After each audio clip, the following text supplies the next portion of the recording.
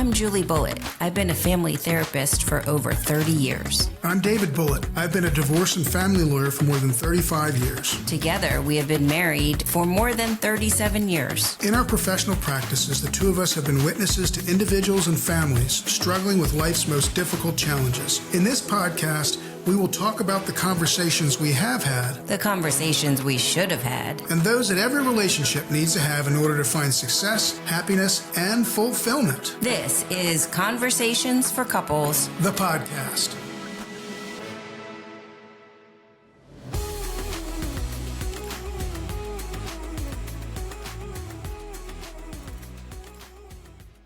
Welcome back to Conversations for Couples. the podcast. Today, from the great state of Arkansas, we have Dr. Becky Whetstone, a marriage and family therapist, the author of I Think I Won Out, What to Do When One of You Wants to End Your Marriage. Thankfully, I don't think either of us want to do that, but we're going to have some questions anyway. Mm-hmm. Becky has been featured on CNN, in the Wall Street Journal, and Huffington Post. Welcome aboard. Glad you could make it.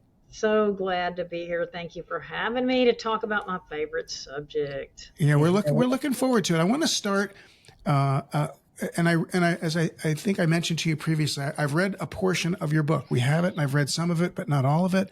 And one of the first things that struck me, and Julie and I have talked about it a little bit, are your traits that predict a happy marriage, surprising traits that predict a happy marriage. Tell us a little bit about those, how you came up with them, or where you came up with them, and what they are exactly. I wish I could tell you that all the research from the book is mine, but if you look in the back of the book, there must be 200 and some odd sources, where, I studied the research.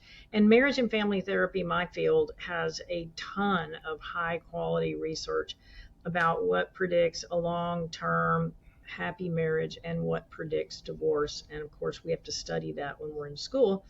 And so the king of our research is John Gottman. I don't know if you've ever heard of John Gottman, but we love the Gottmans, and I am level 1 Gottman trained. Oh, you are? Okay. Yeah, So So I mean, he has the Love Lab up in Seattle, and he interviews couples, and he's our guru of information and research. And he found that couples who are more flexible and go with the flow, and their fighting style is to laugh things off, is a predictor of a happy marriage. So those are some of the main ones. In fact, I was working with a couple yesterday where, one of the spouses is extremely rigid.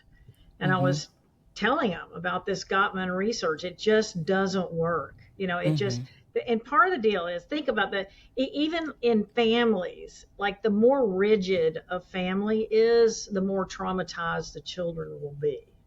So it's just kind of a good rule of thumb that rules, rigidity, trying to get people to conform, is basically not healthy for adults, children, families. Yeah. So just a little bit about that. And I firmly believe that, I work with couples and families that there's that all the time.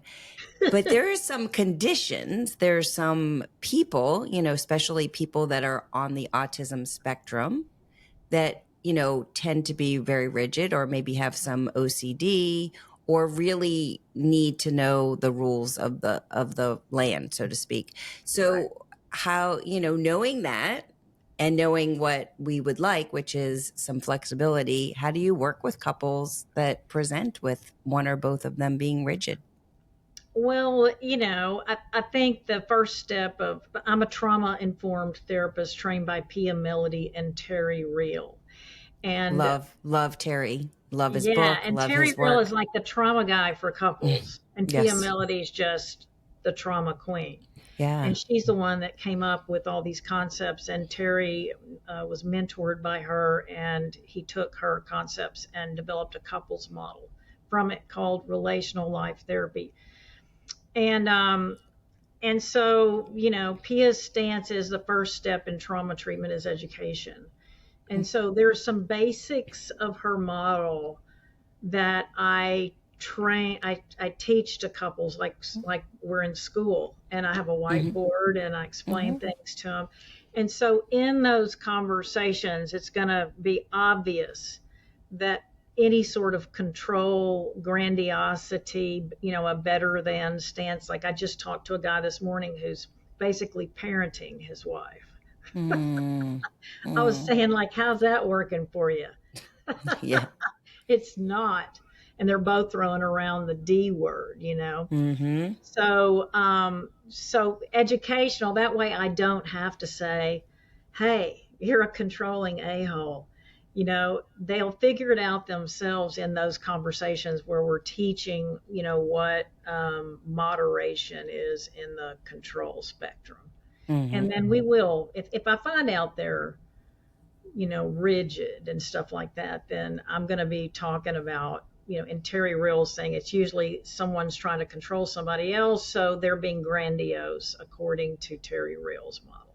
Like you have Mm-hmm. two kinds of the toxic self-esteems are grandiosity, where you treat your spouse like you're better than and you know what's best for them, and Mm-hmm. it's sort of a Mm-hmm. parent-child relationship. And then you have usually a spouse who's got the other self-esteem, which is toxic shame, and they don't think they're good enough. Mm-hmm. So it's that dynamic of the dominant person trying to control the other. And so when I can show them Terry Mm-hmm. Reals' relationship grid, it's Mm-hmm. really clear that what they're doing is dysfunctional. So It's Right. that's kind of interesting. how I go about it. We in our second book, one of the couples that we interviewed that got into the book, Secrets of Strong Couples, was a couple where the husband, they had a young child. I think she was 7 or 8 years old, their daughter, and the husband had very, very severe attentional issues, and and wife came very close to the D word also, because she felt very strongly that she was tired of raising. She was fine raising her husband when it was just the two of them, but when they added a child to the mix, it got to be overwhelming to her. And the therapist that they worked with was very effective, I think, right in in developing strategies for the two of them to work through that and to make him more aware Mm-hmm. of those issues. And as far as we know, at least when we wrote the book, they were still together. We're assuming that's still the case, but that's interesting. Yeah. It is So how do interesting. you go there? How do you help them with, okay, so they figured out the education piece, which I love and agree with. It's sort of like, here it is. And then what's the next step in your work with couples? Well, then I would say to them, now you're going to go out in the world and start practicing this, and once you learn the healthy stances, I mean, in Pia Melody's model, there's 5 areas in which people become emotionally disabled, and basically they're immature. And Mm-hmm. that's what childhood trauma does to us, is it Mm-hmm. makes us emotionally immature. So we've got these adult bodies, adult jobs. We may be super successful and everything, but our relationships tend to take place between the ages of 5 or less and 15. So so this is why couples are coming in to see us, is because they're acting like, children in their relationships. So once I've taught them, the model and what the healthy stance is, then again, they're going to go out. And we're in the beginning, we're just shooting for 50% Mm-hmm. success rate, Yeah. because nobody's perfect, and Mm-hmm. nobody's going to get it right. But Mm-hmm. it to me, like when I first learned it, I kept thinking, okay, so what is it now? What am I supposed to do now? And then Yeah. in time, it kind of becomes like second nature, like learning to speak a new language. So Mm-hmm. in many ways, learning this model is like going to relationship school. And in the beginning, it's like awkward. But again, I think that you get a comfort level with it. And the other thing is you continually get rewarded with your relationship improving. Yeah. And, because you're changing the way you speak to people, and you're changing your approach, you're being more aware of your tone Mm-hmm. of your voice and all those things. So Yeah.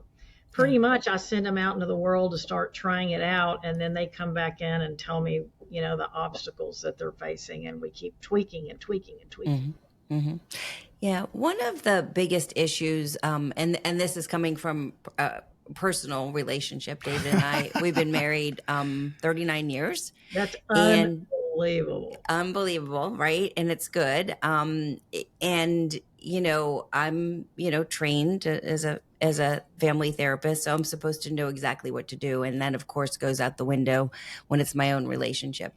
And one of the things that I've been thinking a lot about recently is, sort of like what we need to do for our partner. So sometimes David talks a lot about being, protective and has my back, which is like so important. And I think that that's really true. Sometimes you need to have your partner's back, but sometimes you need to walk along with them, right? So like if we're doing a visual here, so supporting and being with and enjoying things and taking in the world and the relationship. And then sometimes you have to do the hard things and sort of, face your partner when they've done something, that you don't like or you think is wrong, or, or they're acting in a certain way. That is the trickiest part for me, because I know I need to have his back. I know we can walk along with each other, but that part where I need to, almost like make a correction or call him on something. And I think that's where a lot of couples, they don't do that. And I think that that's really not great for your relationship. So I wanted your take on that and any strategies that you think are important for that. And before you answer that, it's fortunate for you that you don't have to do that too often. So, because very rarely do I need to be called out on my behavior. But go ahead, Becky. 39 years, you've been trained pretty well. Trained fairly well, yes. Yeah, he is. He's usually pretty good. Well, but there's times, and it's in service to our relationship and to him, if I don't. But you have to do it in a very specific way. I mean, you know. Well, let's talk about that. Yeah. So tell us, you've got clients in your office, and one of the partners upstairs. There you go. Well, and the husband upstairs. How long have you been married? Oh, we've been married 12 years. Oh, wow. Okay. So you're in there. Yeah. But so you've got these clients in your office, right? And one of them says, this is what happened, whatever this may be. Mm-hmm. And so I told them X, Y, or Z. The other partner says, yeah, that right in front of everybody, she said this, that, or the other. So walk us through how you deal with sort of recreating that situation, what you might talk to each of them about how they might have done things differently. Well, I tell, first of all, we got to be really careful to not be trying to control somebody, right? So that's the number one thing. I also tell people to keep the golden rule in mind.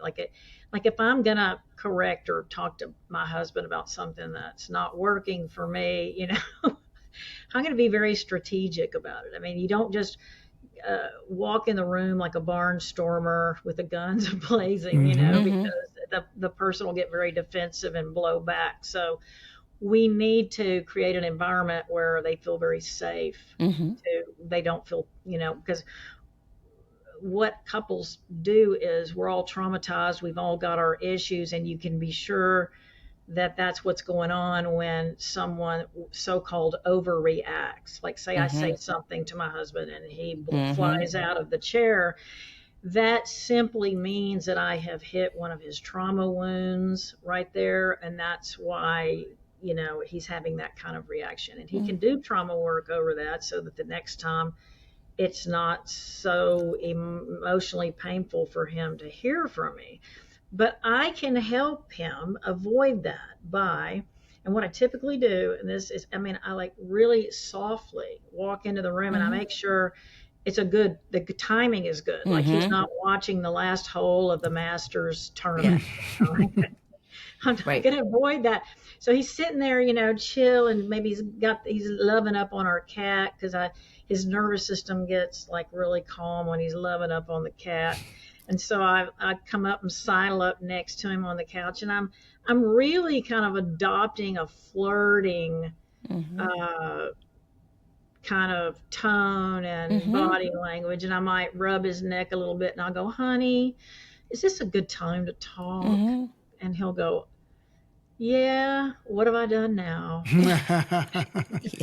Sounds familiar, by the way. Yeah, I got a bone to pick with you, and so we're literally flirting with each other while we're having a corrective, I love that. Sharing, conversation, and it works every time. I'm telling you, Yeah. like it's absolutely fantastic. And the other thing is, sometimes he'll annoy the heck out of me over something that I held in for a few days, trying to mull it over and decide what I'm going to do with it. And so I know a lot of couples do that too, and hold it, and it can turn into resentment and sort of a malignant marital cancer. So I tell people, okay, so when you realize that this is something that you really want to bring up with your spouse, a really great thing to do is to say, look, I need to have a repair conversation with you. And what a repair is a 10-minute conversation, and it's not meant to blame or finger point at all. It is totally a conversation of understanding each other. So I'm going to go in and say, okay, so we're doing our 10-minute repair, and he knows it. And I say, remember when we were at the party the other night and you went off and left me and we're talking to all your friends and I don't know anybody there, and I really felt like abandoned and not looked after in that moment, and really hurt my feelings, that you took off like that. And then he'll go, oh my God, I'm so sorry. That was not mine. I thought normally you're so gregarious. I just thought, hell, you got it. I'm so sorry. Right. Had I known, I wouldn't have done that to you. And so then that's it. And we understand each other, because what'll typically happen at a party like that, the woman gets all damn mad and she's pouting and carrying on, and and he knows he's getting ready to get the hammer over his head, and that's not conducive to us getting along. So it's just like we've got to make our corrective and repair conversations. We've got to deliver them in a deal where the person feels safe and not under attack. Yeah. So the aggression's got to really be watched out, because the more people get in that, it, criticize, defensiveness, shutting down or storming out of the room, the more they get into that, that's a huge predictor of divorce. So we obviously want to use Gottman's wise advice about how to approach each other. Yeah. Yeah. No, I love that. And David and I do something similar, which is called safe talk, which is we use the word safe talk. We have rules around what that looks like, and we'll enact safe talk when one of us has to, talk to somebody about something serious or something that's on their mind. And that works really well for us. Well, yeah, I mean, it like you're talking about, it sets the tone for the conversation. And I'm sure that you've spoken with folks that you work with, that sometimes it has nothing to do with what you're saying. It's how you're saying it, or when you're saying it, where you're saying it, that kind of thing. And so that's what you're talking about, which is understanding that to me, that how a message is delivered sometimes is sometimes more important than the message itself, or certainly equally as important, in terms of getting the message to come through. And that took us, personally, it took us a long time, and many years. Yeah, long time to sort of figure that out, and the safe talk thing. I'm gonna tell her to try the flirting, because I'm really looking forward to that. I'm gonna go do something stupid just so she'll flirt. He loves it. No, right? It's like he wants me to get mad at him, because he'll go, "You're like so nice when you're mad at me." Absolutely, I love that. It's awesome. Tell us, while we're sort of on this. In this area, you talk a lot about common power struggles in marriage, and how couples can work their way through that. So tell us a little bit, about that, about your work in that area of things. Well, when you're talking about power struggles of saying, like, a person, say a 21-year-old girl marries a 30-year-old man or whatever, and let's say that she hadn't been out in the world. She's really not grown up yet. And we know her brain is not fully developed at that time. And so she may appreciate, in the beginning of her marriage, having a stronger, more, a man who's been more worldly and out there, and almost kind of have him as a pseudo parent, a stepping stone place to go but what's going to happen so often is, over time, she may go to college, she may start a career or whatever, and she may she may grow up and change very significantly let's say the next 5 to 10 years. And typically at some point, in this case, if it was a woman, the woman is going to say, is going to feel at some point that she wants an equal seat at the table. Like the dynamic of the marriage is going to have to change. And whether a marriage makes it or not, at that point often is, can the guy allow the space and room for her to grow and be different and not as dependent and not really dependent at all anymore, and do that with grace. And I'm in my dissertation research, I interviewed a guy, who told me that he had to have a girl who looked up to him. And so he was an optometrist, and he had a romance with one of his students that he taught in an optometry school, and she looked up to him, and they had this whole dynamic I just described. And then she went to college and she got a powerful career, and he told me that he could not stay married to her after that. When she became kind of his equal, he felt that he wasn't needed anymore, and that was so he went and had an affair with another one of his students. And I was like, well, it's funny that you say that he needed someone to look up to him as being an optometrist. So oh, that's hilarious. I was laughing about that. I was laughing about that. But yeah, I mean, I can see that happen. And, it's funny because one of the things that we've been asked over the years is, because we've been together for a really long time. I was 18 when I met David. We were in college. He was a little bit older than me. One of the things that I would say is that we've luckily, and it could have happened not, that we've grown together. I mean, I've changed a million times. He's changed a million times. And if we weren't changing together and adapting to each other's needs, wants, values, desires, we wouldn't be married. There's no question about it. But my pet peeve is that kind of people that aren't equipped to be married get married, and and they're not, they're the people with certain strange views about how a person should live their life, or try to inflict their beliefs on their spouse and stuff. And so that's one of my pet peeves, is a lot of people get married that they're not healthy with themselves, and that's going to show up in the marriage. And then on the communication thing that we were talking about a little while ago, about how to talk to your spouse, the biggest problem I have, because I do a lot of marriage crisis management, so I'm dealing with people whose marriages are on the brink, and the person who's deciding, who's saying, I think I want out of my marriage, I think I want a divorce, 8 out of 10 times this person has never, whether it's been 10, 20, 30 years of marriage, has never explicitly told their spouse they're struggling in the marriage and have been unhappy for a very, very long time. And they, of course, never went to marriage therapy. And so it's like these people become super disgruntled in their marriages and never tell their spouse. It makes me crazy. It's I think that's so interesting. And I heard yesterday, I was talking to somebody and they said, oh, so-and-so's husband asked for a divorce. And to me, it sounded like she was surprised, right? Like no idea that this was coming, sort of blindsided. And I was thinking about it, and I asked a couple questions because I was curious, but like, how does somebody not know that their partner is not happy? Well, before Becky answers it from the therapist perspective, I can tell you from the divorce lawyer chair is that I can't tell you how many times I've had folks come to my office and say, I can't even believe it. I never saw it coming. Right. And so to me, the obvious answer is, for many of those folks, is that they weren't paying attention. They just weren't seeing what was going on. It's part of it.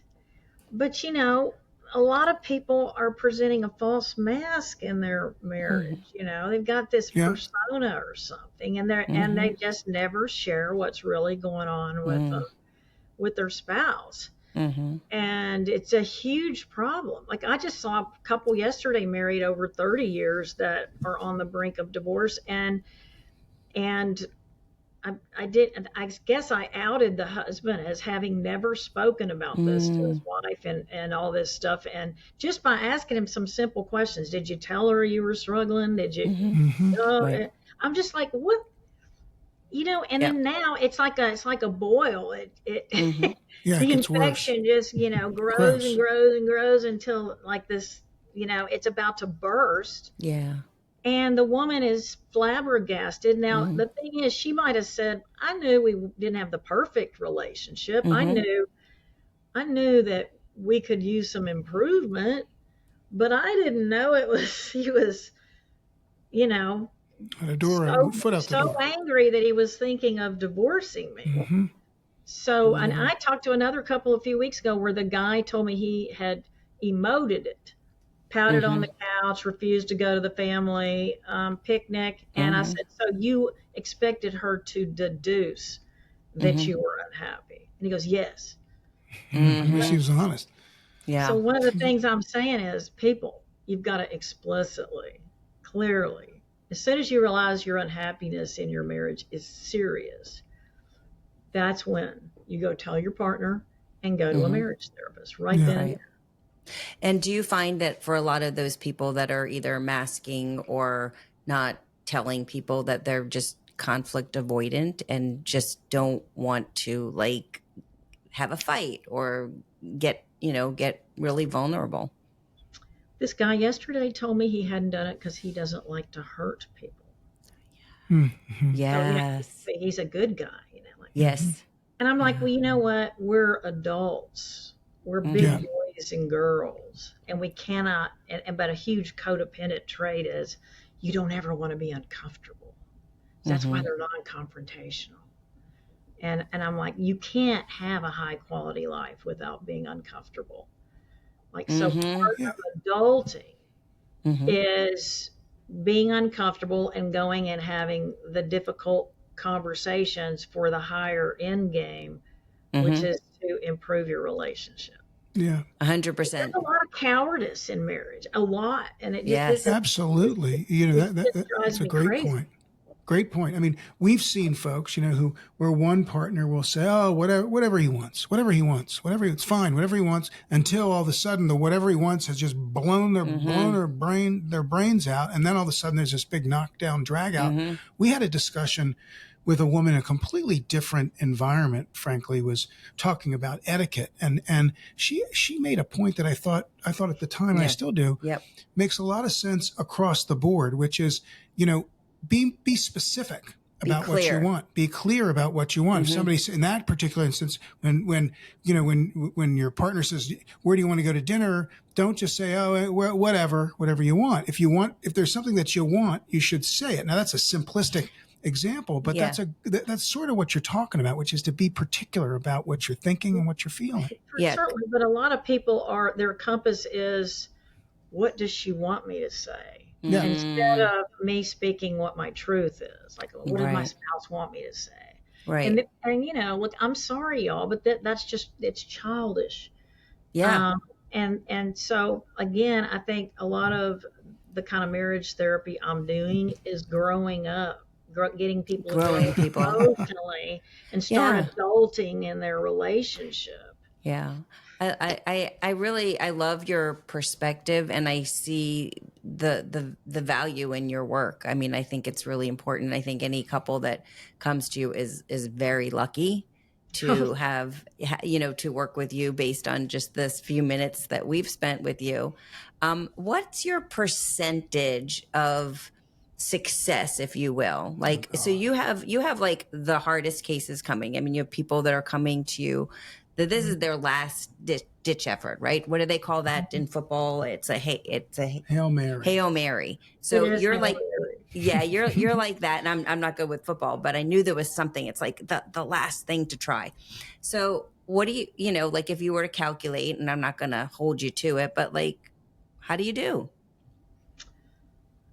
I want to say that a wild ass guess would be 20%, 15 or 20%. I'm able to get to some sort of non-divorce scenario. Okay. That's probably very good. It's pretty good. It's pretty numbers, good. anyway. One Yeah. of the things I'm saying to people is this, we think, well, I've got to be happily married or divorced. There's no place in between. And I'm asking couples who are, maybe they're sick of each other, or the familiarity breeds contempt, or whatever it is. Yes. We can come up with creative solutions for your marriage so it doesn't have to be divorce, but maybe you'll live across the street from each other. Yeah. Maybe we renegotiate the terms of what we're doing here, that would be conducive to good for both of you, where you can keep the family intact and y'all be relatively, content. So I'm always asking couples, okay, so we can't go back to status quo where, because that didn't work. And you really want to avoid a divorce, but you can't see your spouse improving, as much as you want them to. So let's do something else, so we Creative. can have a long-term kind of sort of separation, but you still date each other or something, and You look that for can change. options. In time, they may want to get back together full time. Yeah. Do you find that once couples separate that they usually don't get back together? No, that's not true. No, that's not true. And I think in my book, I talk about when I bring up separation, it's because they will absolutely end up divorced if they don't do it. So I use it for therapeutic reasons too.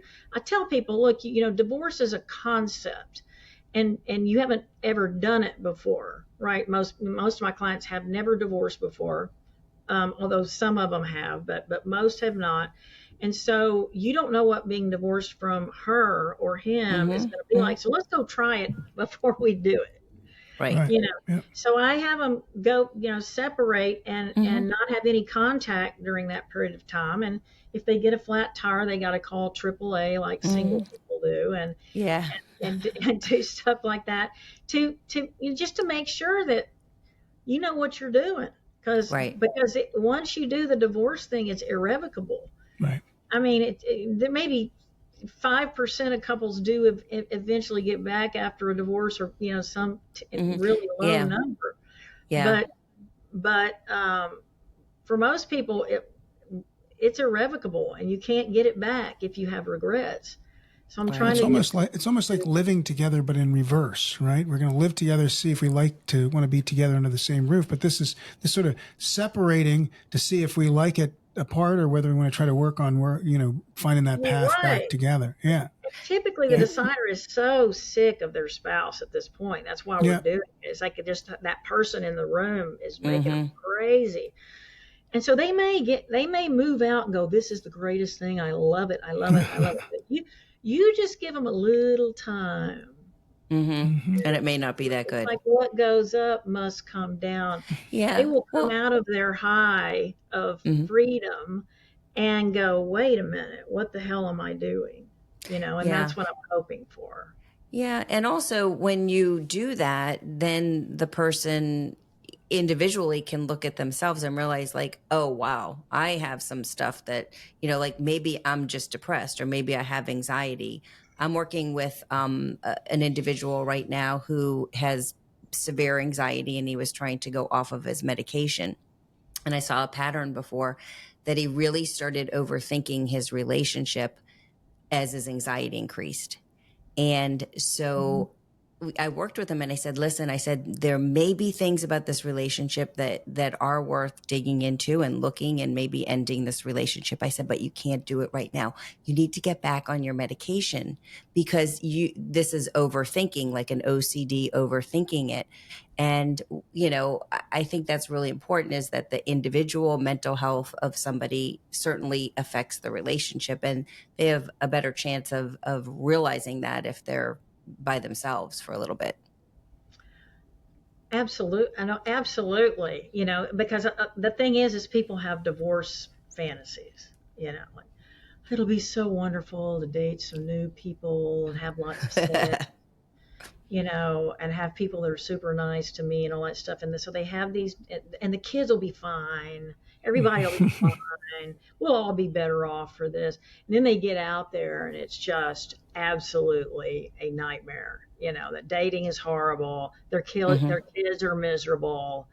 Kids don't want to be around your new girlfriend, and so people start having lived experience of being Yes. divorced, and that's far different from the fantasy.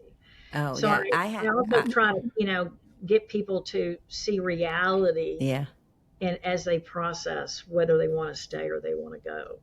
It's very interesting. It really is interesting. It's always a pleasure for me to find myself stuck between two mental health professionals. I shouldn't say stuck, but placed between two mental health professionals. Becky Whetstone, you've been a pleasure. If folks want to learn more about you, find out about your book, or maybe even reach out to you, what's the best way for them to contact you? And again, everyone, she's going to tell you, but we're also going to include it in the show notes. Oh, super. I appreciate it. Look, my website is marriagecrisismanager.com. I also want everyone to know that before I was a therapist, I was a writer, a feature writer for newspapers, and I wrote a column about relationships back then. And so I'm really, really, really a writer. And so I write about relationships all the time on my blog. And you can go see my blog on Medium and just look for Becky Whetstone on Medium. I have almost 200 blogs. I try to put out one every week, and I'm telling everybody everything I know about relationships. That's awesome. Wow. Awesome. That's great. Well, I just want to add one thing. I have no fantasies about dating and being single out there again. I would have nightmares. I would not want to be dating. I have to tell you that. Me neither. Yeah. So there you have it, folks. Thanks. Years. There you go. I was single for 10 years before my marriage. So you have a recent experience on that side of the fence, or in that pond, I guess we should say. Yeah. It's hard. It's hard. Yeah. All right, everyone. Thank you. Thank you so much for being here, Becky. Folks, thanks for joining us, and we look forward to seeing you next time, or hearing from you next time, on Conversations for Couples, the podcast. Julie Bulitt is a professionally licensed clinical social worker and family therapist. David Bulitt is a divorce and family lawyer. Julie is not your therapist, and David is not your lawyer. This podcast is meant for educational and entertainment purposes only.